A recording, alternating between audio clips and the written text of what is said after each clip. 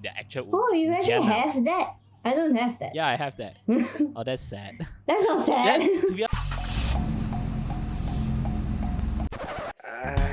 sis, can start already or not? Ish, memang potong steam lah you. Hey, hello everybody, welcome back to episode 2 of Potong Steam. I'm your host Sissy I'm Eddie. and he's giving me the death stare now because this is the second take because just now I forgot. I didn't realize my earphone was not connected to the phone.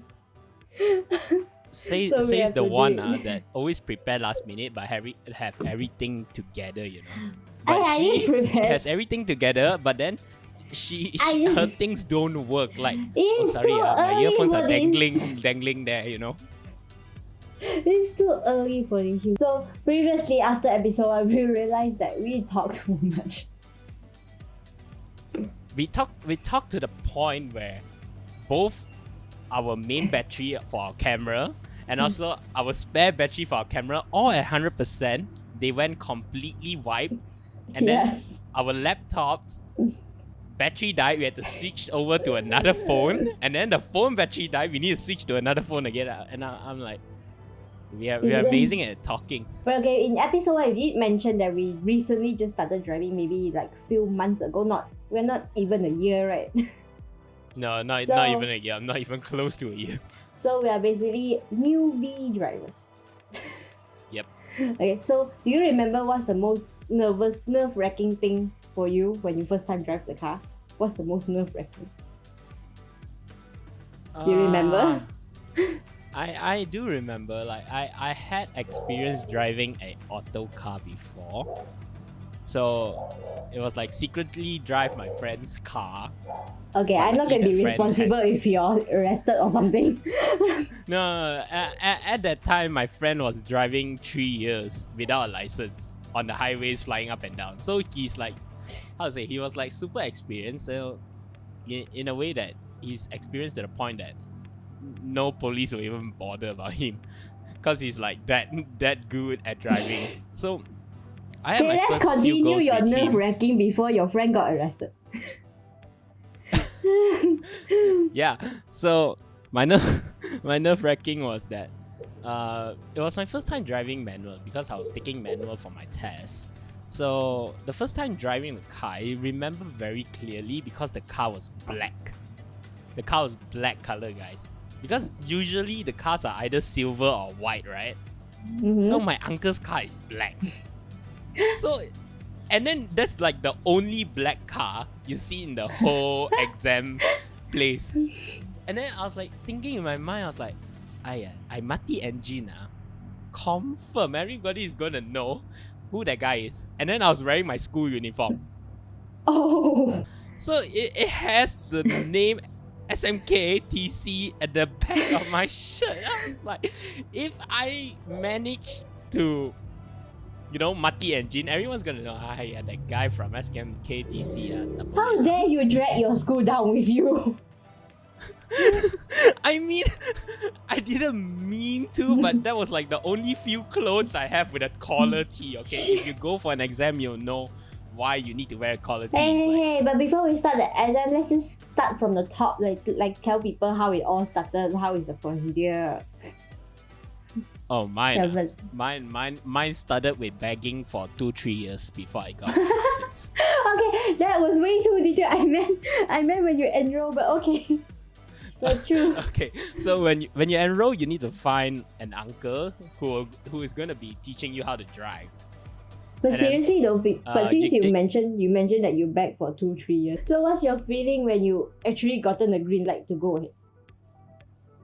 Is it like the Mr. Bean when you light shows and then you fall to the ground? Those kind? Exactly.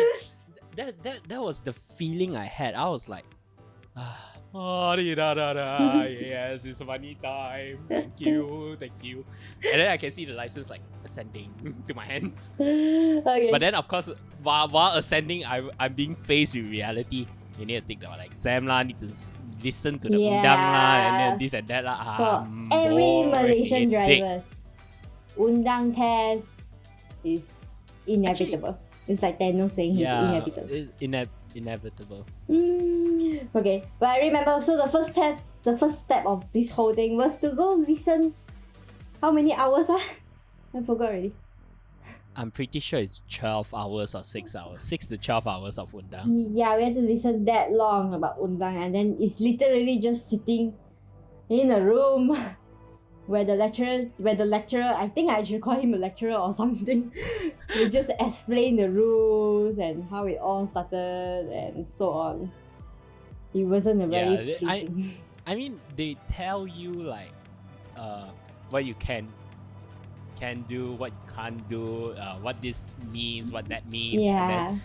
And then at the end, they will start to give you this card where it gives you like free 10 tries to like, it's like a pra ujian where you can test like how you will do in the actual Oh, you actually ujian. have that? I don't have that. Yeah, I have that.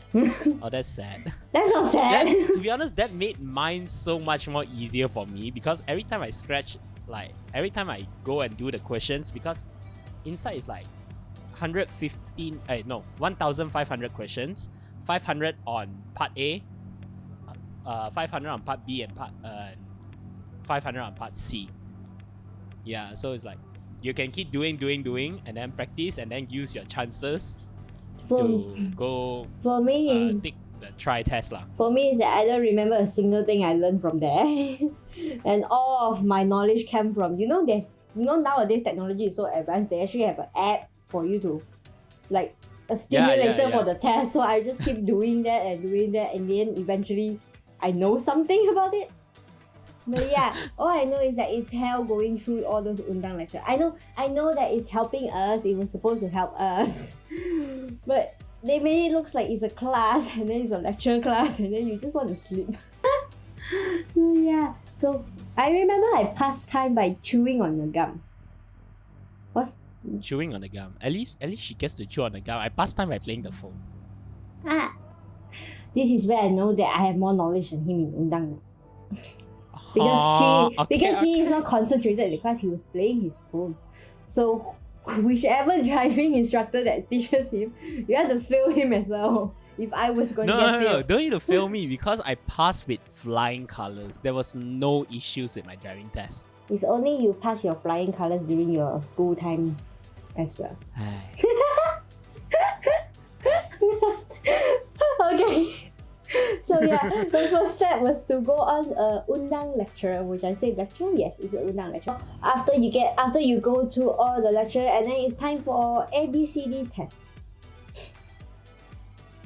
You know the test? ABCD test. I thought you had to key in your test, the test for the undang. I call that objective test.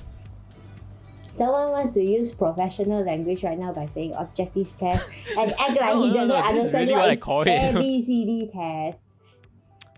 Sorry, I'm sorry, lor. I'm not in your standard right now, but okay, lor, objective test. Sorry, lor. And then I remember that a lot of people like very nervous for the color blind test though. Because why though? Because they say if you get one question wrong from there, that's it. That's your whole entire life gone. Your driving life is gone. Serious? Yeah, because they say that if you ever get one incorrect in a driving for the colorblind objective test, then that's the end of the whole test. That's what I heard lah. I'm not sure whether I'm being framed or something, but that's what I heard. To be honest, for me, I didn't worry that much because I know I wasn't colorblind.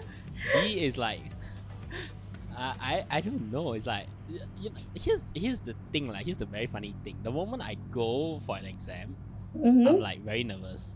But when I start doing the questions, then it's like I just remember that you have to get like how many questions correctly in order to pass. 42. Is it 42? I think it's 42. Yeah, you actually passed, which I'm very amazed. I passed one shot, the whole driving test. It's an objective test. You're supposed to pass one shot. No. From objective all the way to the final on the road and circuit, I passed everything. Like one shot. Can you rush me? We'll talk more about that later. Okay.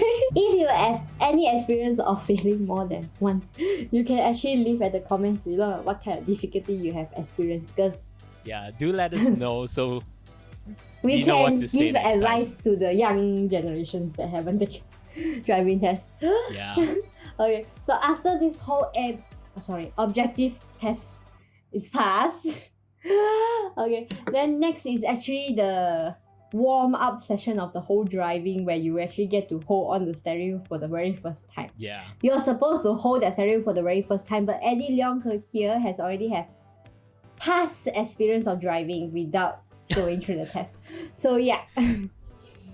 So that's when the uncle will come very early, and then without warning, he will call you to drive around a taman. Mine was planned like what day he at first, like after passing the exam, he the moment we pass, like he will start to ask, okay, what day you free, what time you free. Yeah, true. And then he will arrange like, okay, I'm coming this day, what time, then, from what time to what time. Didn't he, when he arrived, didn't he like just get out of the car and call you to drive straight away? Yeah. Yeah, that's typical driving uncles do. They won't give you warning or bring you to a safer place. They will just get out of the car, No warnings at all. ask you to go to the driver's seat, and there goes your car journey. Yeah, actually for me it was different because my first on the road was not taught by my uncle. It was taught by another uncle. How many uncles you have? Because, to be honest, one uncle, but at that time I think it was I was listening to the whole engine, and then the uncle was from the driving center, so I don't know what rule was it, but it made it compulsory to have the uncle of the driving center, not from your driving school, but from the driving center that you're going to take your exam. So he will bring you through the car, like what on the day, like pra ujian and the official ujian, what's need to be said. There's what routes you're gonna take. So he basically showed me all of that, and then he brought me one round in the Lita with him. He was driving. Then after all that, it was actually very funny. That session was supposed to be 6 hours long. Mm-hmm. I only clocked in 1 hour of really learning something. The rest of the 5 hours was split to pergi makan and then driving around the circuit. That was actually the first time I drove. But then you drove around like a taman first before you go into the circuit? No, I drove around the circuit first, then I only drove at the taman. Oh, we have very Because different. It was a different uncle. Oh, okay. Then how's your circuit experience? Oh, my circuit experience. The moment my uncle finished the circuit, he parked in front of the canteen. He got down the car. He said, okay, now it's your turn to drive. I was like looking at him. Sorry, my turn to drive? Like, wait, my turn to drive? Sorry, did I not hear correctly? I clearly do not know how to drive yet. You asked me to. It's your turn to drive. This And is he's like, where I have much respect on the uncles in the driving instruction. They Exactly. have full faith in you whether you already know how to drive or not, without teaching you anything first. I know, right? And then, okay lah, auto car, I mean manual car, to be honest, I feel it's more safer lah, because if one wrong step, your car mati engine, you won't be How going is that anywhere, right? safer? No, but if you think, if auto car, you messed up, you're flying. There's no braking system for you. But I remember that the first time I get into the car, the uncle didn't say anything. It's just like, this is the brake, this is the pedal, this is the clutch. This is all you need to know. Then I was like, you should tell me how am I supposed to use them.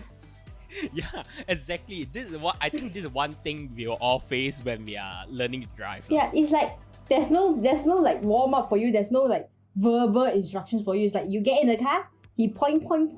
He tell you what's P, D, R, all those mean, and that's it. You're ready. Yeah, and then he will say, you just need to feel the car. You will know when to change. You need Just to hear be, the car, you need feel to the be car. part of the car. Yeah, and then it's like the whole thing was like, you know, the type of Buddhist thing where you are one with the universe. And at that moment is where I felt I was one with the car. To be honest, I was forced to be one with the car. Even though that time you don't even understand what does he mean by being one with the car. Yeah, and then the pressure was built up. As I said, my uncle's car is black. and it's the only black car It's suitable, in the whole place. It's suitable for an attention seeker like Eddie. No.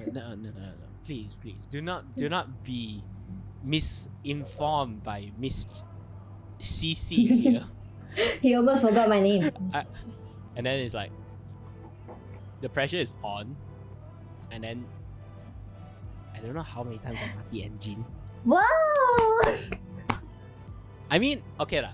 Here's one thing you need to know: if you are planning to take a manual, and for your ujian for your license, it's better to mati engine at practice or anywhere. Mati engine as many times as you can during your practice rounds. Like, but in the official exam, do not mati engine. it's like you're teaching Especially people. in the important places. It's like you're teaching people to ride a bike, and then it's like you can fall down multiple times here. You just fall. It's so easy to fall down. But fun fact, the first time I rode a bike, I haven't fall until 2 years later when I was trying to show off. I fell onto the road. This is what karma sounds like. When you try to show off, you won't get what you want. Yeah. That was the one time I fall off my bike. The only time. Let's not talk about bikes. Okay. So yeah, Okay. for the driving for the first, I would say like the first hours was fun, but after that, Mhm. you will start to get tired. It's like Especially your left foot, right? Your left yes, foot. because you have to just keep pressing on. It's like no resting between them, and then you're just like you already know the road. It's like your waist is inside your head already. You already know where you should turn. And then the uncle you can see he's also getting tired. He's just like turn here, turn left, and then after 1 hour he stopped talking. Then you already know the uncle is tired as No. well. No, then your uncle will be like, you know the road you drive lah. I want to close my eyes for a while. Oh, your uncle was actually comfortable enough to sleep. Yeah, he was. He was like, drive lah. I want to close my eyes for a while. Rest for a while. Very tired. And then that road was as empty as it couldn't get any empty. It's like there's no car around. It's just tamans everywhere. Yours is empty. Yeah, mine is empty. Of course, my uncle will fetch me to an empty road. Mine's not empty at all. Oh, where do you go? I went to a stadium. I mean, outside of the stadium. Okay, I was So- like, which car instructor was rich enough to book a stadium for you to test drive there? The issue was, driving there wasn't an issue. Practicing at the stadium wasn't an issue. It was going back when it was, like, as they say, 放工時間. When after working hours, peak hours. After work time, you know, the perfect jam time, I was in the car, my legs were tired. I understand. I totally understand how you feel. I cannot. The moment I saw the jam, I was like, okay, this is it, guys. This is it. Okay. This is the time where I make a decision whether I want to drive a manual or auto in the future. Do you know how my practice ended every single time? Is when the uncle saw my leg is already like shaking because I can no longer step on the pedal. It was 2 long hours. And when you get tired, your legs will start to shake and it's uncontrollable. I was like, I'm sorry, I didn't want to shake it, but I'm really tired. Just give me go home. I already round the taman for like 100 times. I get it. I know how it works. And that's almost how it ended for all my practice. Oh my gosh. It was too tiring. If you think that riding a bicycle is like a workout, you should drive a manual in a jam or for 2 hours Yes, or 3 I hours. agree. It's just like You'll cry, man. You will cry. Not you're you exaggerating. First you won't cry. Your legs will start crying Yeah. first, and then you will cry. Yes, you'll be like, oh my god, what is happening to me? It's like leg day. It's like multiple leg days. Yeah, it's like leg day. You can save your gym membership by getting a manual, okay? Amazing. I thought that rounding taman was intense enough, but then after that he brought me to the circuit where where the test happens, the zigzag road, the bump, the things, everything. I was like, oh no. At least taman you get to see a lot of different trees, but in the circuit it's the same thing. Actually, circuit they got trees. Small tiny It was trees that skinny. help you in your exam. But yeah, true. I was shocked because before I take the lesson, my brother was like, he would teach me how to park. And then I thought, he will give me like skills on methods on you have to see your side mirror reach to where then you can start turning your steering wheel. But no, yeah. my uncle was like, you see that water cap at the side of the road there? You stop your car there with your side mirror aligned with it. I was like, so if I go out to the outside world, where do I find a bottle cap at the parking? Bottle cap. Yeah, Bottle they cap. actually Like, prepared like a bottle cap at the pavement there, and then they expect you to align your side mirror with the bottle cap. And then when you reach, and then he didn't even teach me how to see the side mirror. He was like, when you reach the bottle cap, you turn your steering wheel to the right 3 times. I was like, oh my god, I am F up in the future if I drive outside. How am I supposed to find a bottle cap in a parking lot?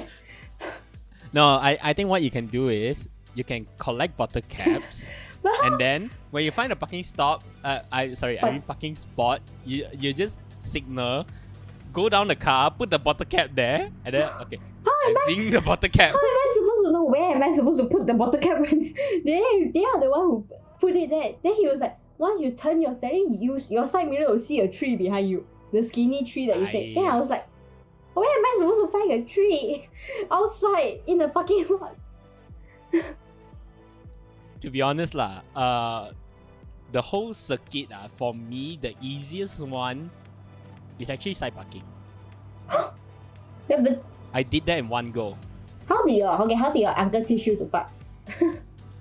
So my driving center, there's like a sign that says like this is what spot. So after the Bukit, they will tell you which spot to go. So you go to that spot, and then from that spot, you put your car there. Then you see your shoulder, then see the flag. Then after that, you turn all the way. Then only start reversing. Then after that, you turn all the way again. Then you start reversing. Then see the line and stuff You're like that. lucky because my driving was like an instruction manual on how many turns you have to turn your steering wheel to the right and to the left and to the right again. Serious? That was my Mine was driving. like just do it all. Just do it all. Then after that, just do it all again, and then slowly release. Yes, And then honk. that's why when the first time I drive and the first time I drive myself or park myself, I was having a tough time. I was like, how am I supposed to know how many turns am I supposed to turn right now? It's like the uncle has a list of how many turns you have to make inside his head, and then he just input that list to your brain. Oh my gosh, very good. But the one thing, the downside that comes with driving a manual is that, you switch off the aircon more power, right? I was sweating from day one, from the morning to Why did you switch the off? evening. Cause uncle say I need to see your windows down. So do check out episode 1 where we did mention about this. Would you choose with your windows down, no aircon, or aircon with hot air? And let us know what do you think. Yep. My uncle was actually I have to admit my uncle was the cutest uncle I've ever seen in my life, because in Malaysia, as you know, our weather is full spot on Yeah. hot. It's hot 24/7 hot. So my uncle that time he suddenly walk out of the car, and then he suddenly put on his gears, those Vietnam hats, and then he put on the sleeves, and then he put on the towel. He wrapped himself up. I was like, are you trying to tell me something? Am I supposed to dress up like you as well? Because there's no other uncle dressing up like him, So your attention was your car is black. My attention is I have like a ninja beside me, all fully wrapped up. I was like, please don't look at me, look at him. Oh my gosh. That's the coolest uncle, man. He is the coolest and the cutest. I was like, why you do this to me? And then when the sun hit, I understand why already. By the time I think half of my face and my body was black. By the end of the trip, it's dark all the way. Then after that class, I've been wearing long sleeve ever since. So that's all the practice of driving. Which I'm gonna say again: if you get to crash your car, you should crash your car. If you get to mati engine, mati your engine. But be gentle. Don't do it like on the important days. Don't cost your uncles like a fortune to fix the car. just crash it in a gentle way. Yeah, like we have a lot of examples like don't flip your car. That's one. Don't flip your car. I don't know how you flip your car. If you eventually get to flip your car, please take a photo and send it to us. Yeah. And tell us Don't your flip story. the car. Don't crash the car. You will get invited to our podcast for this. Yes. Okay, so that's all for episode 2, part 1. So Alright. do the ending. See you guys. End it. So, always remember to hit the subscribe button, turn on notifications, as well as give a like to this video. If you haven't already, you can check out our first episode right here on our screen. It's gonna be here or it's gonna be here. Oh, So and do check that out, and also leave a like. I would say leave a like, and you can subscribe. and you can actually comment below what you have to shout out to us or have anything to say about your driving lessons. Yeah, So that's it for now. We'll see you in part 2. Bye. Bye.